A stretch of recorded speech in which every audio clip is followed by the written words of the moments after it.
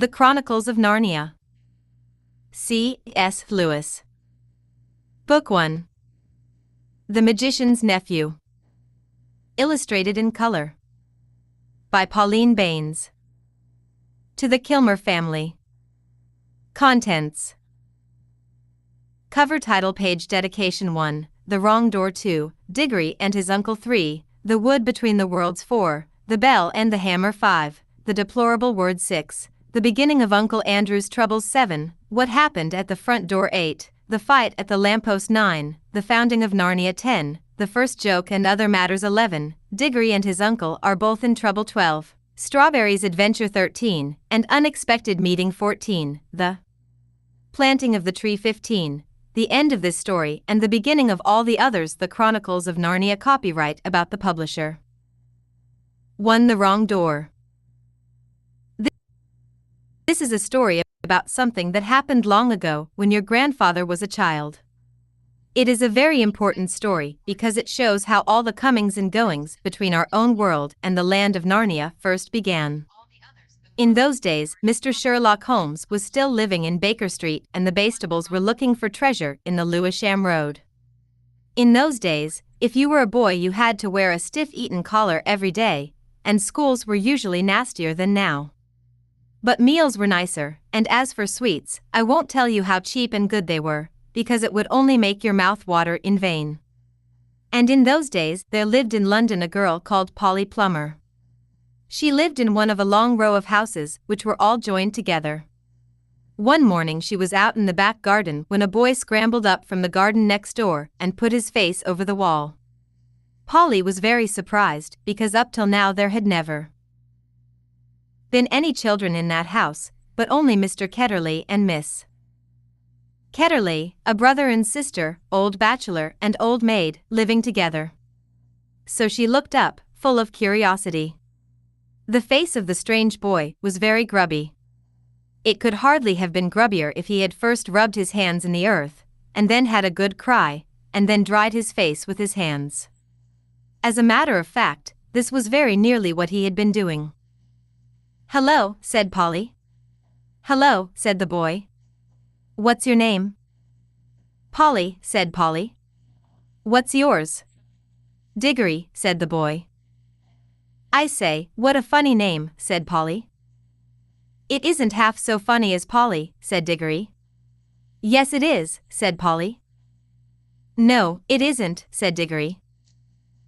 "At any rate I do wash my face," said Polly, "which is what you need to do, especially after," and then she stopped. She had been going to say after you've been blubbing, but she thought that wouldn't be polite. "All right, I have then," said Diggory in a much louder voice, like a boy who was so miserable that he didn't care who knew he had been crying. "And so would you," he went on, "if you'd lived all your life in the country and had a pony, and a river at the bottom of the garden, and then been brought to live in a beastly hole like this." "London isn't a hole," said Polly indignantly. But the boy was too wound up to take any notice of her, and he went on, "And if your father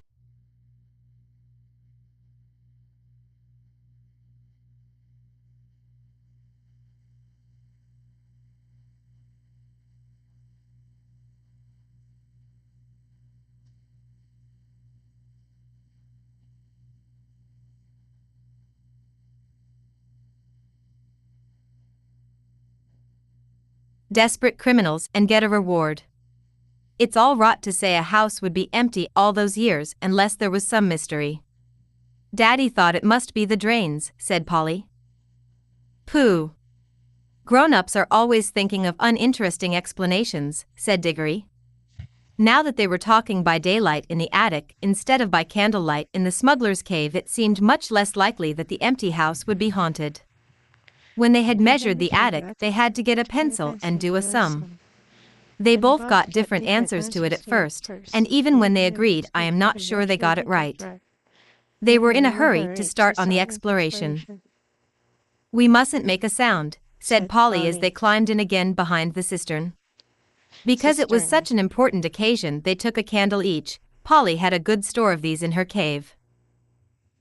It It was very dark and dusty and drafty, and they stepped from rafter to rafter without a word except when they whispered to one another, "We're opposite your attic now, or this must be halfway through our house."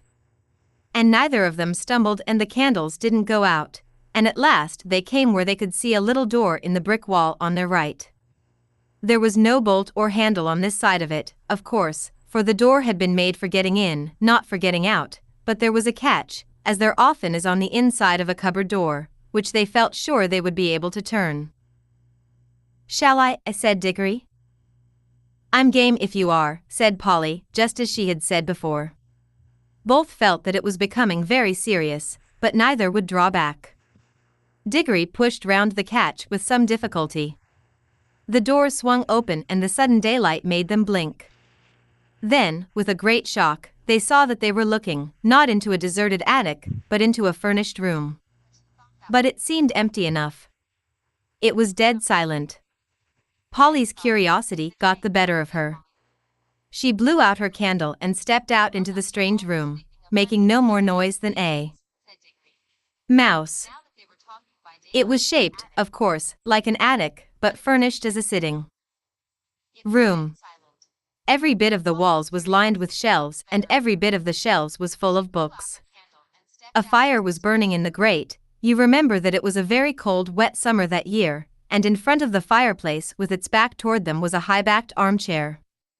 Between the chair and Polly, and filling most of the middle of the room, was a big table piled with all sorts of things, printed books, and books of the sort you write in, and ink bottles and pens and sealing wax and a microscope. But what she noticed first was a bright red wooden tray with a number of rings on it.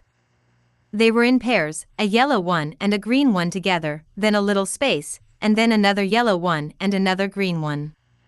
They were no bigger than ordinary rings, and no one could help noticing them because they were so bright. They were the most beautifully shiny little things you can imagine. If Polly had been a very little younger, she would have wanted to put one in her mouth. The room was so quiet that you noticed the ticking of the clock at once. And yet, as she now found, it was not absolutely quiet either. There was a faint, a very, very faint, humming sound. If vacuum cleaners had been invented in those days, Polly would have thought it was the sound of a hoover being worked a long way off, several rooms away and several floors below.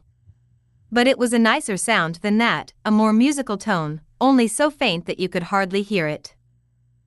"It's all right, there's no one here," said Polly over her shoulder to Diggory. She was speaking above a whisper now. And Diggory came out, blinking and looking extremely dirty, as indeed Polly was too.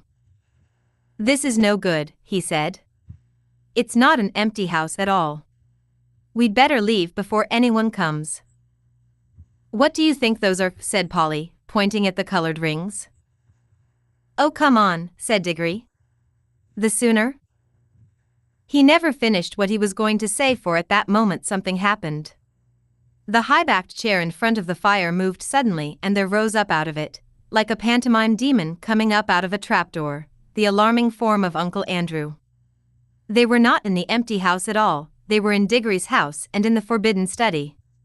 Both children said "Oh, oh, oh," and realized their terrible mistake. They felt they ought to have known all along that they hadn't gone nearly far enough. Uncle Andrew was tall and very thin.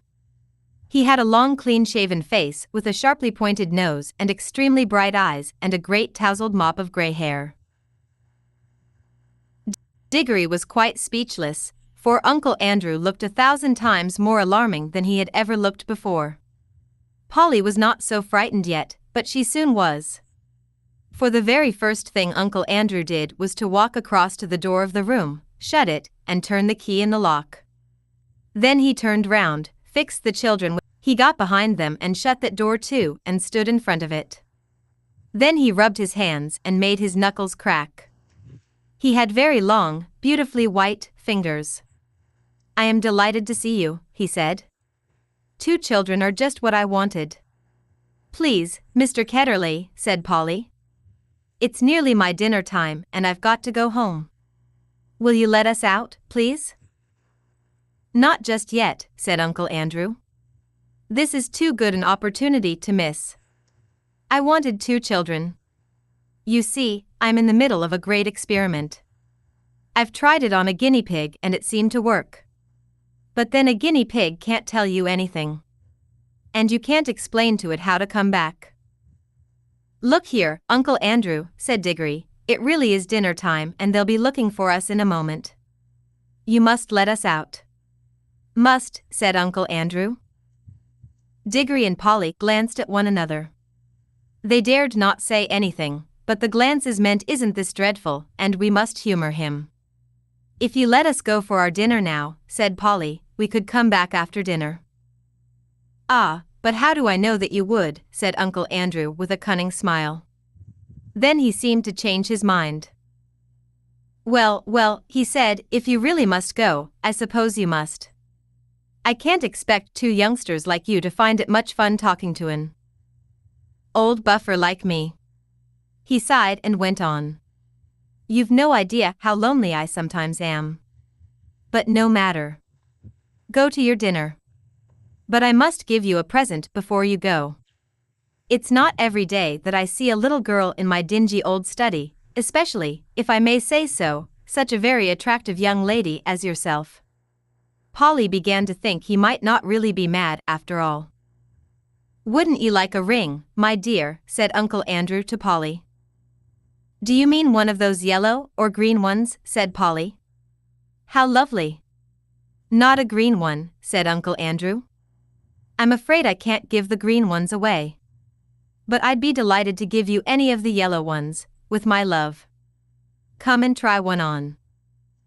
Polly had now quite got over her fright and felt sure that the old gentleman was not mad, and there was certainly something strangely attractive about those bright rings. She moved over to the tray. Why? I declare, she said. That humming noise gets louder here. It's almost as if the rings were making it. What a funny fancy, my dear, said Uncle Andrew with a laugh. It sounded a very natural laugh, but Diggory had seen an eager, almost a greedy, look on his face. Polly. Don't be a fool, he shouted. Don't touch them. It was too late. Exactly as he spoke, Polly's hand went out to touch one of the rings. And immediately, without a flash or a noise or a warning of any sort, there was no Polly. Diggory and his uncle were alone in the room. To Diggory and his uncle. It was so sudden, and so horribly unlike anything that had ever happened to Diggory even in a nightmare, that he let out a scream. Instantly Uncle Andrew's hand was over his mouth. None of that, he hissed in Diggory's ear. If you start making a noise your mother'll hear it. And you know what a fright might do to her. As Diggory said afterward, the horrible meanness of getting at a chap in that way almost made him sick.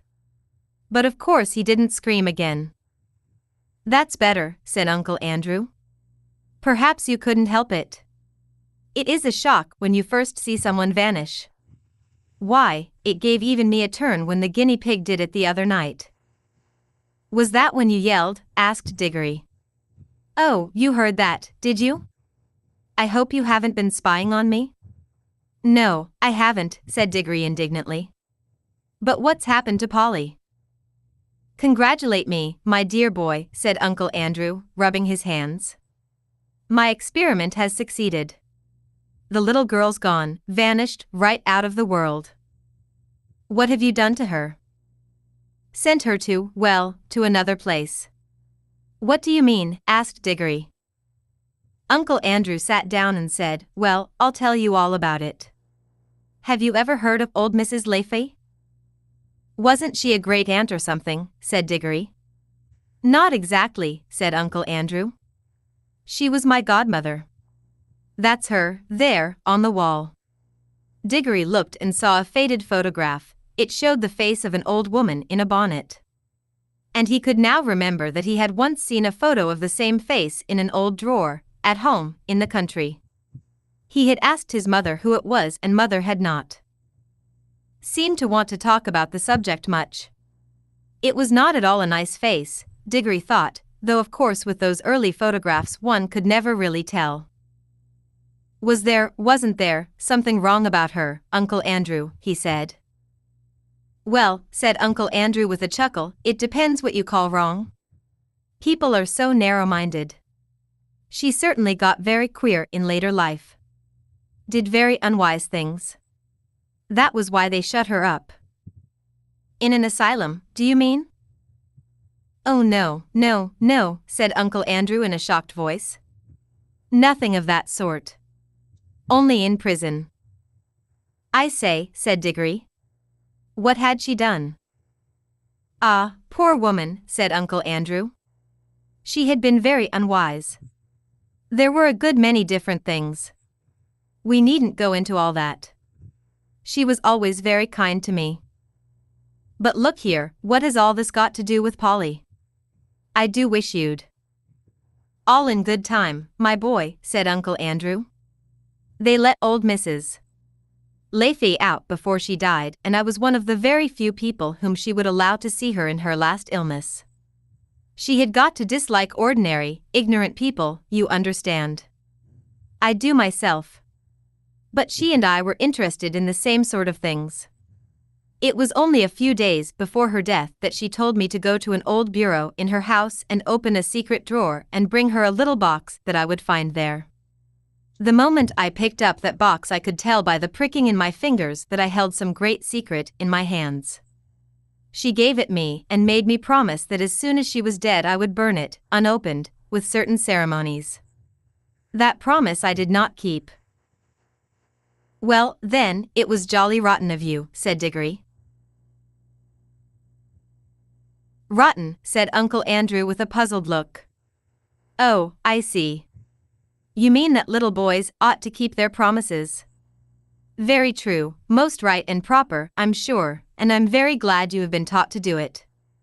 But of course you must understand that rules of that sort, however excellent they may be for little boys, and servants, and women, and even people in general, can't possibly be expected to apply to profound students and great thinkers and sages. No, Diggory. Men like me, who possess hidden wisdom, are freed from common rules just as we are cut off from common pleasures.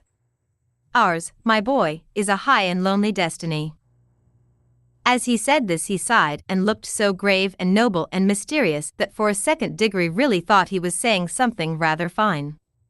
But then he remembered the ugly look he had seen on his uncle's face the moment before Polly had vanished, and all at once he saw through Uncle Andrew's grand words. All it means, he said to himself, is that he thinks he can do anything he likes to get anything he wants.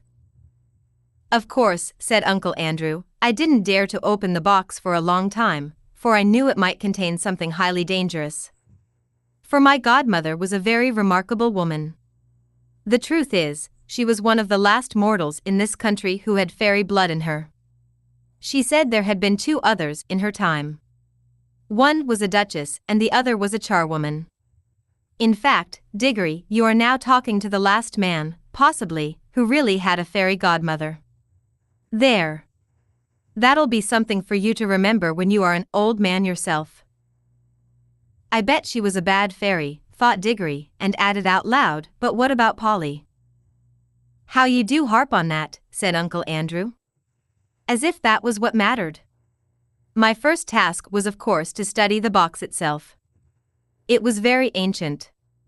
And I knew enough even then to know that it wasn't Greek, or Old Egyptian, or Babylonian, or Hittite, or Chinese.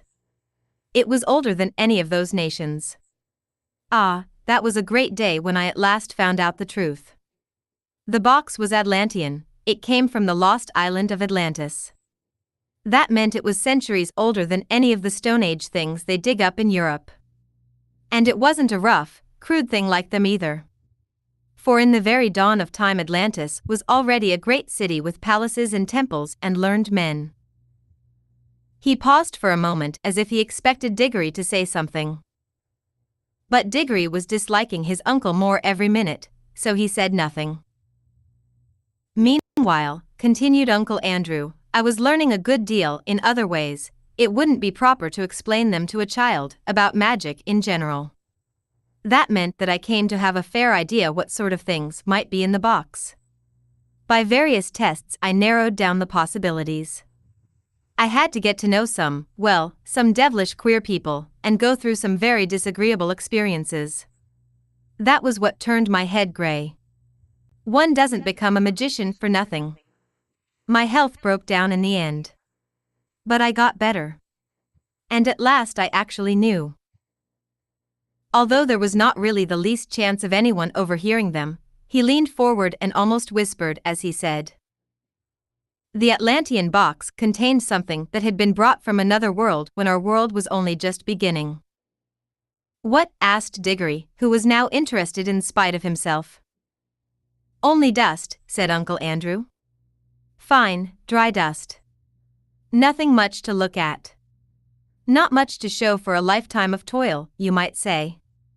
Ah, but when I looked at that dust, I took jolly good care not to touch it, and thought that every grain had once been in another world. I don't mean another planet, you know, they're part of our world and you could get to them if you went far enough, but a really other world, another nature, another universe, somewhere you would never reach even if you traveled through the space of this universe forever and ever. A world that could be reached only by magic, well." Here Uncle Andrew rubbed his hands till his knuckles cracked like fireworks. "I knew," he went on, "that if only you could get it into the right form, that dust would draw you back to the place it had come from. But the difficulty was to get it into the right form. My earlier experiments were all failures. I tried them on guinea pigs. Some of them only died. Some exploded like little bombs. It was a jolly cruel thing to do," said Diggory, who had once had a guinea pig of his own. "How do you keep getting off the point?" said Uncle Andrew. "That's what the creatures were for.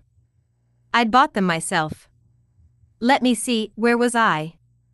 Ah, yes. At last I succeeded in making the rings, the yellow rings. But now a new difficulty arose. I was pretty sure, now, that a yellow ring would send any creature that touched it into the other place. But what would be the good of that if I couldn't get them back to tell me what they had found there?" "And what about them?" said Diggory. "A nice mess they'd be in if they couldn't get back." "You will keep on looking at everything from the wrong point of view," said Uncle Andrew with a look of impatience. "Can't you understand that the thing is a great experiment? The whole point of sending anyone into the other place is that I want to find out what it's like." "Well, why didn't you go yourself then?" Diggory had hardly ever seen anyone look so surprised and offended as his uncle did at this simple question. "Me? Me?" he exclaimed. "The boy must be mad. A man at my time of life, and in my state of health, to risk the shock and the dangers of being flung suddenly into a different universe? I never heard anything so preposterous in my life. Do you realize what you're saying? Think what another world means, you might meet anything. "And I suppose you've sent Polly into it then," said Diggory. His cheeks were flaming with anger now. "And all I can say," he added, "even if you are my uncle, is that you've behaved like a coward, sending a girl to a place you're afraid to go to yourself." "Silence, sir," said Uncle Andrew, bringing his hand down on the table. "I will not be talked to like that by a little, dirty, schoolboy. You don't understand. I am the great scholar, the magician, the adept, who is doing the experiment. Of course I need subjects to do it on. Bless my soul, you'll be telling me next that I ought to have asked the guinea pigs permission before I used them. No great wisdom can be reached without sacrifice. But the idea of my going myself is ridiculous. It's like asking a general to fight as a common soldier. Supposing I got killed, what would become of my life's work?" "Oh, do stop jawing," said Diggory. "Are you going to bring Polly back?" "I was going to tell you, when you so rudely interrupted me," said Uncle Andrew, "that I did at last find out a way of doing the return journey. The green rings draw you back. But Polly hasn't got a green ring." "No," said Uncle Andrew with a cruel smile. "Then she can't get back," shouted Diggory. "And it's exactly the same as if you'd murdered her." "She can get back," said Uncle Andrew, "if someone else will go after her, wearing a yellow ring himself and taking 2 green rings, one to bring himself back and one to bring her back." And now of course Diggory saw the trap in which he was caught, and he stared at Uncle Andrew, saying nothing, with his mouth wide open. His cheeks had gone very pale. "I hope," said Uncle Andrew presently in a very high and mighty voice, just as if he were a perfect uncle who had given one a handsome tip and some good advice, "I hope, Diggory, you are not given to showing the white feather. I should be very sorry to think that any one of our family had not enough honor and chivalry to go to the aid of, a lady in distress." "Oh, shut up," said Diggory. "If you had any honor and all that, you'd be going yourself. But I know you won't." "All right. I see I've got to go. But you are a beast. I suppose you planned the whole thing, so that she'd go without knowing it and then I'd have to go after her." "Of course," said Uncle Andrew with his hateful smile. "Very well.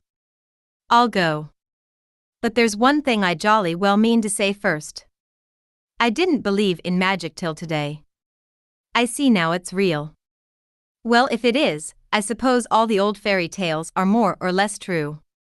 And you're simply a wicked, cruel magician like the ones in the stories. Well, I've never read a story in which people of that sort weren't paid out in the end, and I bet you will be. And serve you right." Of all the things Diggory had said, this was the first that really went home. Uncle Andrew started, and there came over his face a look of such horror that, beast though he was, you could almost feel sorry for him. But a second later he smoothed it all away and said with a rather forced laugh, Well, I suppose that is a natural thing for a child to think, brought up among women, as you have been. Old wives' tales, eh? I don't think you need worry about my danger, Diggory. Wouldn't it be better to worry about the danger of your little friend? She's been gone some time. If there are any dangers over there, well, it would be a pity to arrive a moment too late." "A lot you care," said Diggory fiercely. "But I'm sick of this jaw. What have I got to do?" "You really must learn to control that temper of yours, my boy," said Uncle Andrew coolly. "Otherwise you'll grow up to be just like your Aunt Letty. Now, attend to me." He got up, put on a pair of gloves, and walked over to the tray that contained the rings. "They only work," he said, "if they're actually touching your skin. Wearing gloves, I can pick them up, like this, and nothing happens. If you carried one in your pocket nothing would happen, but of course you'd have to be careful not to put your hand in your pocket and touch it by accident. The moment you touch a yellow ring, you vanish out of this world. When you are in the other place I expect, of course this hasn't been tested yet, but I expect that the moment you touch a green ring you vanish out of that world and, I expect, reappear in this. Now, I take these 2 greens and drop them into your right-hand pocket. Remember very carefully which pocket the greens are in. G for green and R for right. GRUC, which are the first 2 letters of green. One for you and one for the little girl. And now you pick up a yellow one for yourself. I should put it on your finger, if I were you. There'll be less chance of dropping it." Diggory had almost picked up the yellow ring when he suddenly checked himself. "Look here," he said. "What about Mother? Supposing she asks where I am?" "The sooner you go, the sooner you'll be back," said Uncle Andrew cheerfully. "But you don't really know whether I can get back." Uncle Andrew shrugged his shoulders, walked across to the door, unlocked it, threw it open, and said, "Oh, very well then. Just as you please. Go down and have your dinner. Leave the little girl to be eaten by wild animals or drowned or starved in the other world or lost there for good, if that's what you prefer. It's all one to me. Perhaps before tea time you'd better drop in on Mrs. Plummer and explain that she'll never see her daughter again, because you were afraid to put on a ring." "By gum," said Diggory, "don't I just wish I was big enough to punch your head." Then he buttoned up his coat, took a deep breath, and picked up the ring. And he thought then, as he always thought afterward too, that he could not decently have done anything else. 3. The wood between the worlds. Uncle Andrew and his study vanished instantly. Then, for a moment, everything became muddled. The next thing Diggory knew was that there was a soft green light coming down on him from above, and darkness below. He didn't seem to be standing on anything, or sitting, or lying. Nothing appeared to be touching him. "I believe I'm in water," said Diggory. "Or underwater." This frightened him for a second, but almost at once he could feel that he was rushing upward. Then his head suddenly came out into the air and he found himself scrambling ashore, out onto smooth grassy ground at the edge of a pool. As he rose to his feet, he noticed that he was neither dripping nor panting for breath as anyone would expect after being underwater. His clothes were perfectly dry. He was standing by the edge of a small pool, not more than 10 feet from side to side, in a wood. The trees grew close together and were so leafy that he could get no glimpse of the sky. All the light was green light that came through the leaves, but there must have been a very strong sun overhead, for this green daylight was bright and warm. It was the quietest wood you could possibly imagine. There were no birds, no insects, no animals, and no wind. You could almost feel the trees growing. The pool he had just got out of was not the only pool. There were dozens of others, a pool every few yards as far as his eyes could reach. You could almost feel the trees drinking the water up with their roots. This wood was very much alive. When he tried to describe it afterward, Diggory always said it was a rich place, as rich as plum cake. The strangest thing was that, almost before he had looked about him, Diggory had half forgotten how he had come there. At any rate, he was certainly not thinking about Polly, or Uncle Andrew, or even his mother. He was not in the least frightened, or excited, or curious. If anyone had asked him, "Where did you come from?" he would probably have said, "I've always been here." That was what it felt like, as if one had always been in that place and never been bored, although nothing had ever happened. As he said long afterward, it's not the sort of place where things happen. The trees go on growing. That's all. After Diggory had looked at the wood for a long time, he noticed that there was a girl lying on her back at the foot of a tree a few yards away. Her eyes were nearly shut, but not quite, as if she were just between sleeping and waking. So he looked at her for a long time and said nothing. And at last she opened her eyes and looked at him for a long time, and she also said nothing. Then she spoke, in a dreamy, contented sort of voice. "I think I've seen you before," she said. "I rather think so too," said Diggory. "Have you been here long?" "Oh, always," said the girl. "At least, I don't know, a very long time." "So have I," said Diggory. "No, you haven't," said she. "I've just seen you come up out of that pool." "Yes, I suppose I did," said Diggory with a puzzled air. "I'd forgotten." Then, for quite a long time, neither said any more. "Look here," said the girl presently, "I wonder, did we ever really meet before? I had a sort of idea, a sort of picture in my head, of a boy and a girl, like us, living somewhere quite different, and doing all sorts of things. Perhaps it was only a dream." "I've had that same dream, I think," said Diggory. "About a boy and a girl living next door, and something about crawling among rafters. I remember the girl had a dirty face. Aren't you getting it mixed? In my dream it was the boy who had the dirty face." "I can't remember the boy's face," said Diggory, and then added, "Hello? What's that?" "Why? It's a guinea pig," said the girl. And it was a fat guinea pig, nosing about in the grass. But round the middle of the guinea pig there ran a tape, and, tied onto it by the tape, was a bright yellow ring. "Look! Look!" cried Diggory. "The ring! And look! You've got one on your finger. And so have I." The girl now sat up, really interested at last. They stared very hard at one another, trying to remember. And then, at exactly the same moment, she shouted out Mr. Ketterly and he shouted out Uncle Andrew, and they knew who they were and began to remember the whole story. After a few minutes of hard talking, they had got it straight. Diggory explained how beastly Uncle Andrew had been. "What do we do now?" said Polly. "Take the guinea pig and go home?" There's no hurry, said Diggory with a huge yawn. I think there is, said Polly. This place is too quiet. It's so dreamy. You're almost asleep. If we once give in to it, we shall just lie down and drowse forever and ever. It's very nice here, said Diggory. Yes, it is, said Polly. But we've got to get back. She stood up and began to go cautiously toward the guinea pig. But then she changed her mind. We might as well leave the guinea pig, she said. It's perfectly happy here, and your uncle will only do something horrid to it if we take it home. I bet he would, answered Diggory. Look at the way he's treated us. By the way, how do we get home?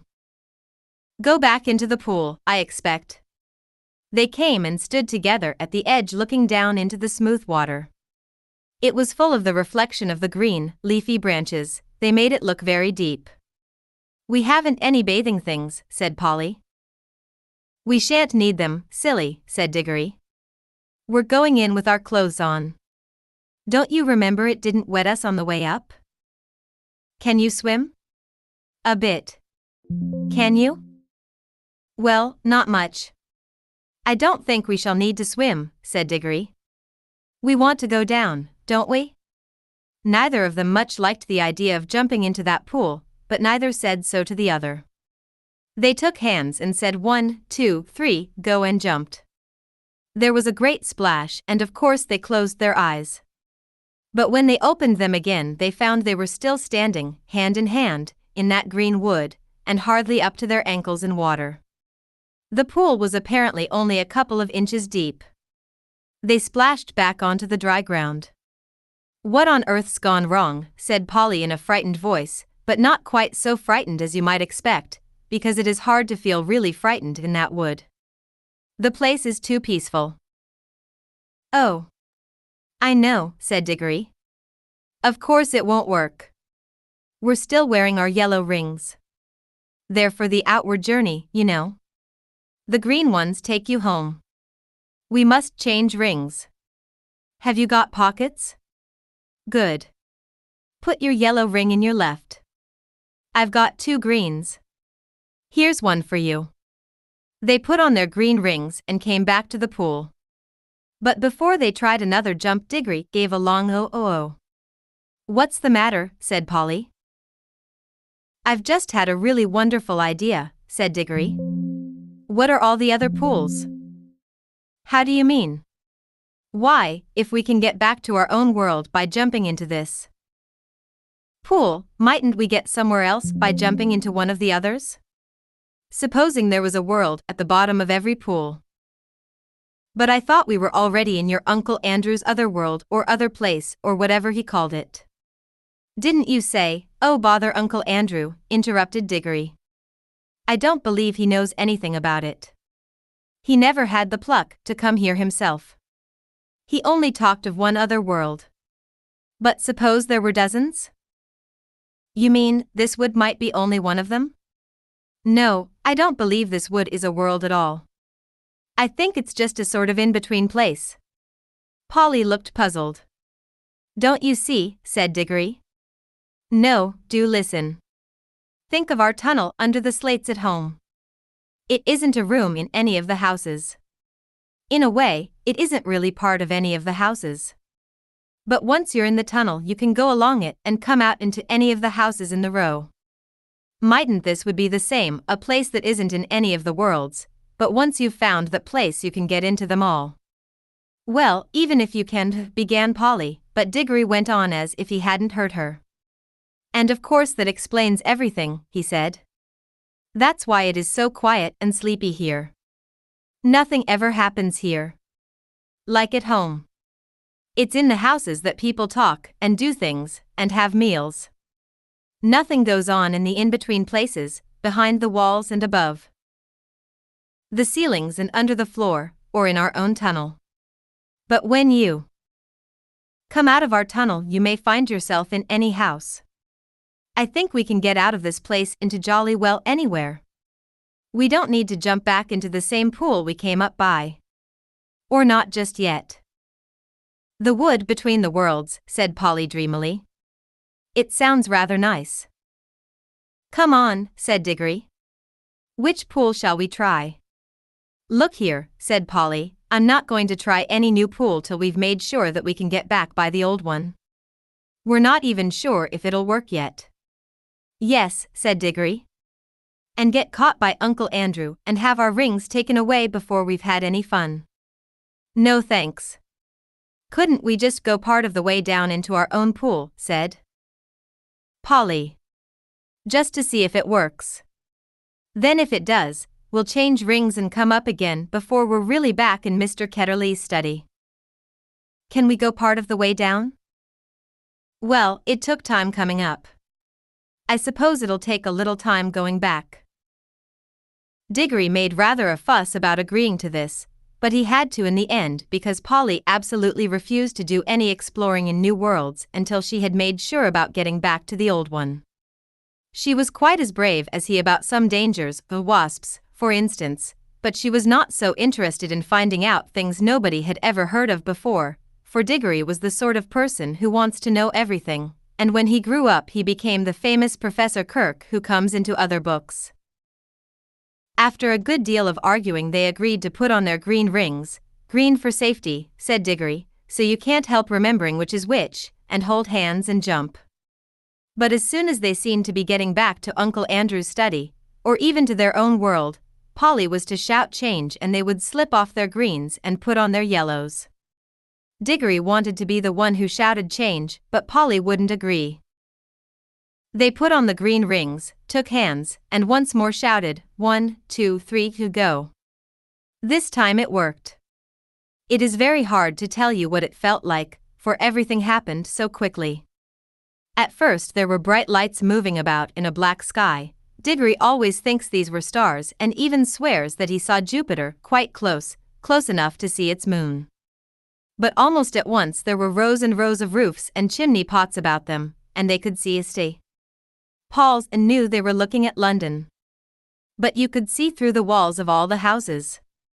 Then they could see Uncle Andrew, very vague and shadowy, but getting clearer and more solid looking all the time, just as if he were coming into focus.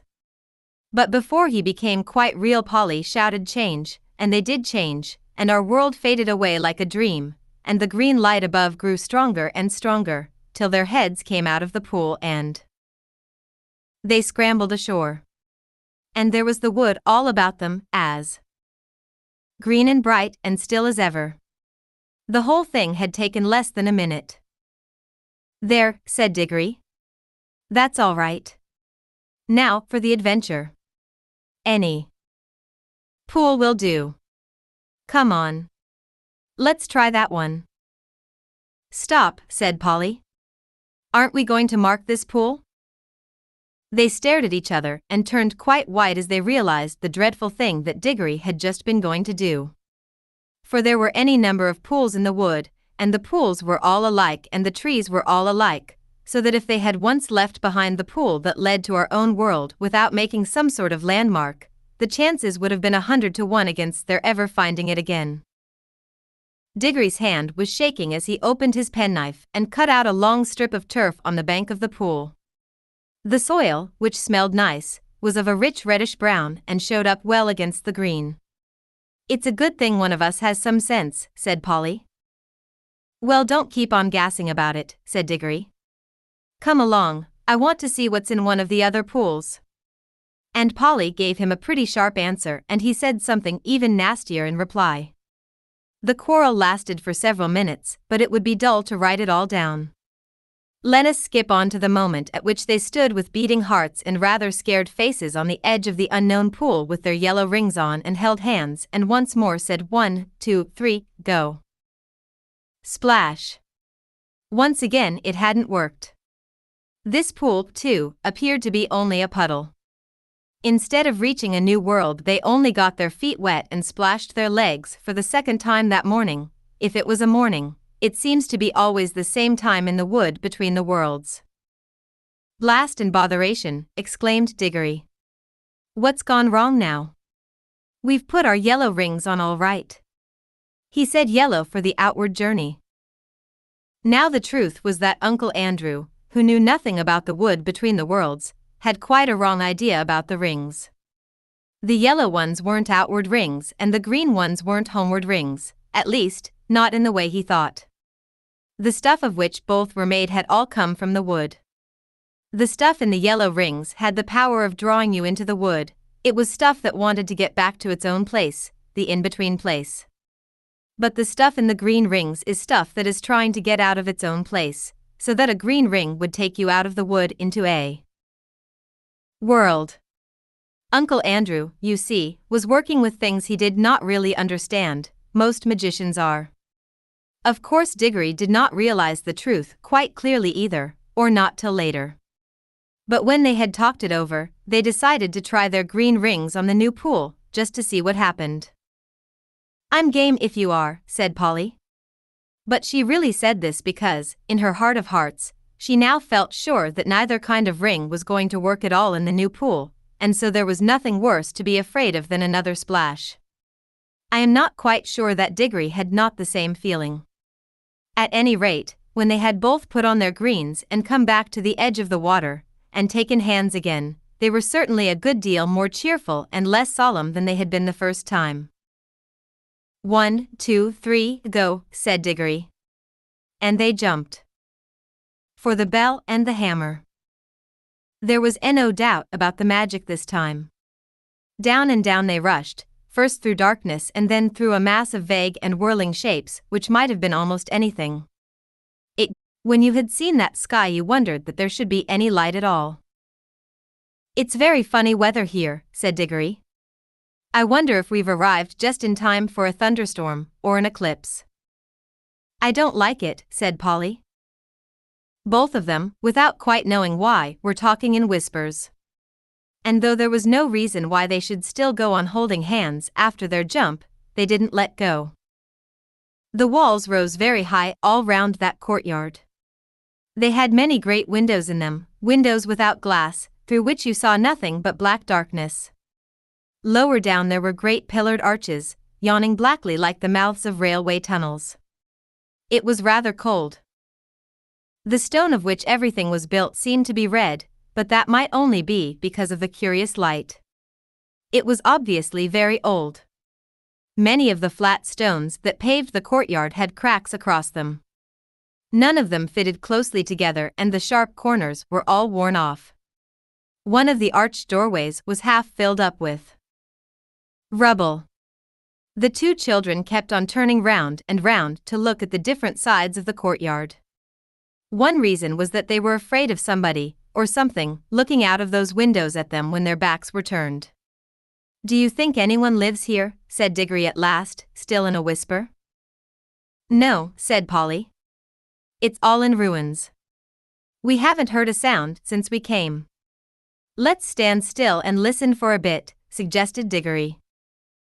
They stood still and listened, but all they could hear was the thump-thump of their own hearts. This place was at least as quiet as the wood between the worlds. But it was a different kind of quietness. The silence of the wood had been rich and warm, you could almost hear the trees growing, and full of life. This was a dead, cold, empty silence. You couldn't imagine anything growing in it. "Let's go home," said Polly. "But we haven't seen anything yet," said Diggory. "Now we're here, we simply must have a look round. I'm sure there's nothing at all interesting here. There's not much point in finding a magic ring that lets you into other worlds if you're afraid to look at them when you've got there." "Who's talking about being afraid?" said Polly, letting go of Diggory's hand. "I only thought you didn't seem very keen on exploring this place." "I'll go anywhere you go. We can get away the moment we want to," said Diggory. "Let's take off our green rings and put them in our right-hand pockets. All we've got to do is to remember that our yellow are in our left-hand pockets. You can keep your hand as near your pocket as you like, but don't put it in or you'll touch your yellow and vanish." They did this and went quietly up to one of the big arched doorways which led into the inside of the building.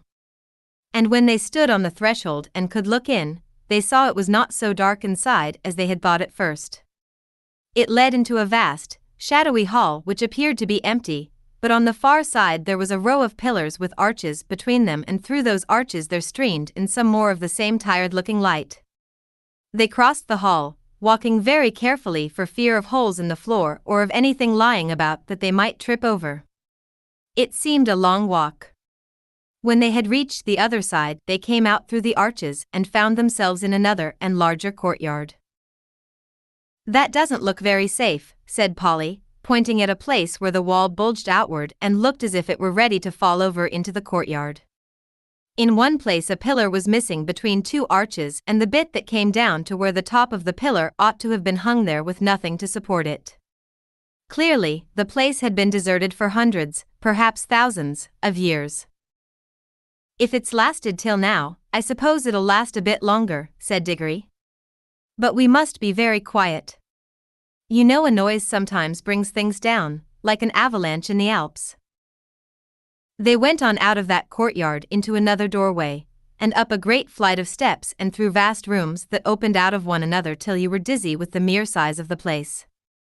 Every now and then they thought they were going to get out into the open and see what sort of country lay around the enormous palace. But each time they only got into another courtyard. They must have been magnificent places when people were still living there. In one there had once been a fountain. A great stone monster with widespread wings stood with its mouth open, and you could still see a bit of piping at the back of its mouth, out of which the water used to pour. Under it was a wide stone basin to hold the water, but it was as dry as a bone. In other places there were the dry sticks of some sort of climbing plant which had wound itself round the pillars and helped to pull some of them down. But it had died long ago. And there were no ants or spiders or any of the other living things you expect to see in a ruin, and where the dry earth showed between the broken flagstones there was no grass or moss. It was all so dreary and all so much the same that even Diggory was thinking they had better put on their yellow rings and get back to the warm, green, living forest of the in-between place, when they came to two huge doors of some metal that might possibly be gold. One stood a little ajar. So of course they went to look in. Both started back and drew a long breath, for here at last was something worth seeing. For a second they thought the room was full of people, hundreds of people, all seated, and all perfectly still. Polly and Diggory, as you may guess, stood perfectly still themselves for a good long time, looking in. But presently they decided that what they were looking at could not be real people. There was not a movement nor the sound of a breath among them all. They were like the most wonderful waxworks you ever saw. This time Polly took the lead. There was something in this room which interested her more than it interested Diggory. All the figures were wearing magnificent clothes. If you were interested in clothes at all, you could hardly help going in to see them closer. And the blaze of their colors made this room look, not exactly cheerful, but at any rate rich and majestic after all the dust and emptiness of the others. It had more windows, too, and was a good deal lighter. I can hardly describe the clothes. The figures were all robed and had crowns on their heads. Their robes were of crimson and silvery gray and deep purple and vivid green, and there were patterns, and pictures of flowers and strange beasts, in needlework all over them. Precious stones of astonishing size and brightness stared from their crowns and hung in chains round their necks and peeped out from all the places where anything was fastened. "Why haven't these clothes all rotted away long ago?" asked Polly.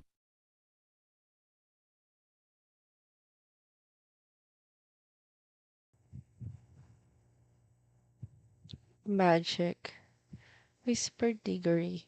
Can't you feel it? I bet this whole room is just stiff with enchantments. I could feel it in the moment we came in. Any one of these dresses would cost hundreds of pounds, said Polly. But Diggory was more interested in the faces, and indeed these were well worth looking at. The people sat in their stone chairs on each side of the room, and the floor was left free down the middle.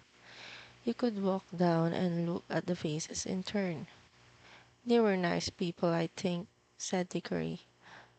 Polly nodded. All the faces they could see were certainly nice.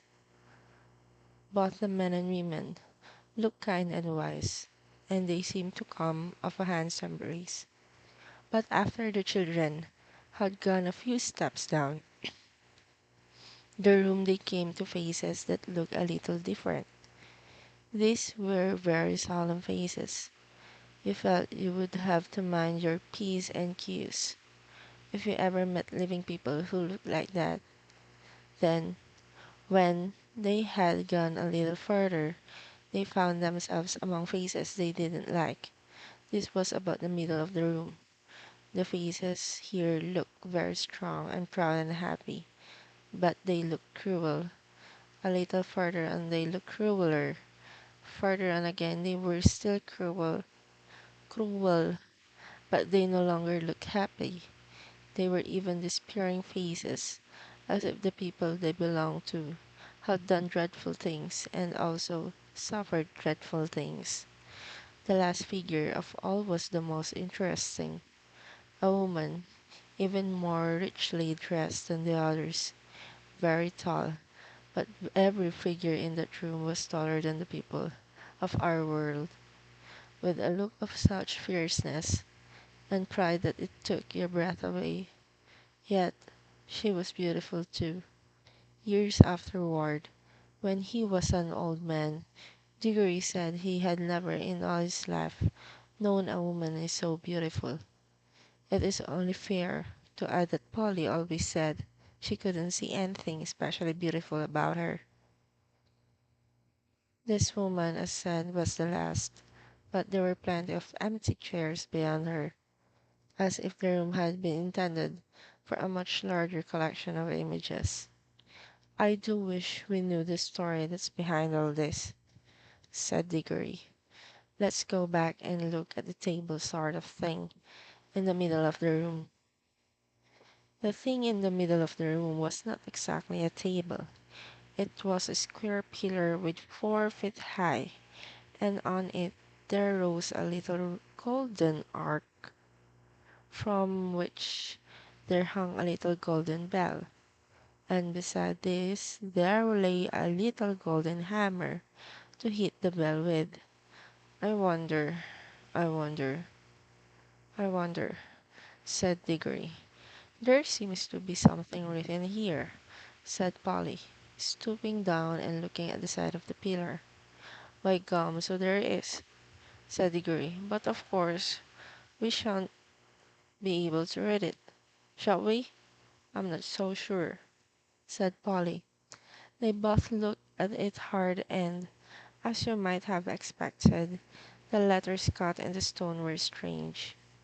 But now a great wonder happened, for, as they looked through the shape of the strange letters, never altered, they found that they could understand them. If only Diggory had remembered what he himself had said a few minutes ago, that this was an enchanted room, he might have guessed that the enchantment was beginning to work. But he was too wild with curiosity to think about that. He was longing more and more to know what was written on the pillar, and very soon they both knew. What it said was something like this. At least this is the sense of it, though the poetry, when you read it there, was better. Make your choice, adventure, stranger, strike the bell and buy the danger, or wonder, till it drives you mad. What would have followed if you had? No fear, said Polly. We don't want any danger. Oh, but don't you see it's no good, said Diggory. We can't get out of it now. We shall always be wondering what else would have happened if we had struck the bell. I'm not going home to be driven mad by always thinking of that. No fear. Don't be silly, said Polly, as if anyone would. What does it matter what would have happened? I expected anyone who's come as far as this is bound to go on, wondering till it sends him die. That's the magic of it, you see. I can feel it beginning to work on me already. Well, I don't, said Polly crossly. And I don't believe you either. And I don't believe you do either. You're just putting it on. That's all you know, said Diggory. It's because you're a girl. Girls never want to know anything but gossip and rot about people getting engaged. You look exactly like your uncle when you said that, said Polly. Why can't you keep on? Why can't you keep very loftily? Oh, I'm a kid, am I? Said Polly, who was now in a real rage.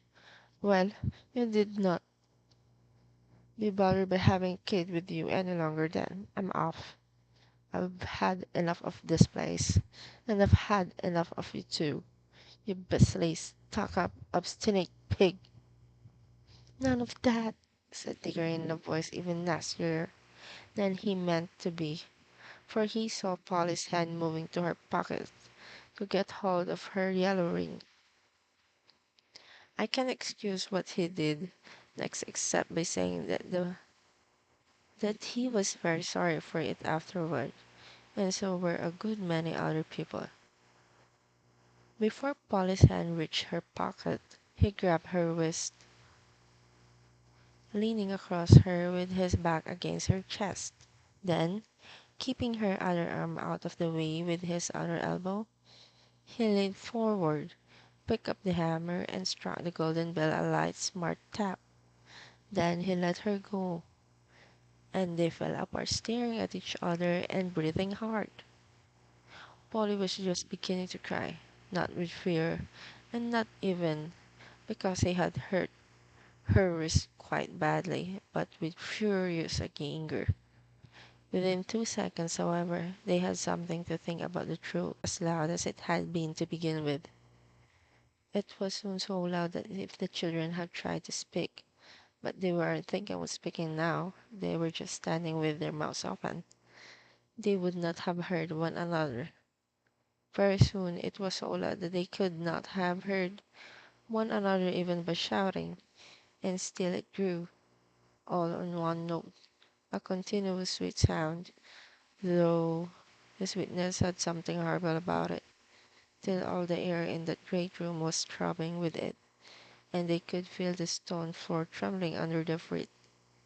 Then at last it began to be mixed with another sound, a vague, disastrous noise, which sounded first like the roar of a distant train, and then like the crash of a falling tree. They heard something like great weights falling. Finally, with a sudden rush and thunder, and a shake that nearly flung them off their feet, about a quarter of the roof at one end of the room fell in. Great blocks of masonry fell off around them, and the walls rocked. The noise of the bell stopped. The clouds of dust cleared away. Everything became quiet again. It was never found out whether the fall of the roof was due to magic, or whether that unbearably loud sound from the bell just happened to strike the note, which was more than those crumbling walls could stand. There, I hope you're satisfied now, panted Polly. Well, it's all over anyway, said Diggory, and both thought it was, but they had never been more mistaken in their lives. To be continued, and I hope you like it. Thank you. By the way, this is C.S. Lewis, Book 1, The Magician's Nephew. This is my personal ebook, both via Facebook, and I do like to share it with you. So please stay tuned to the next.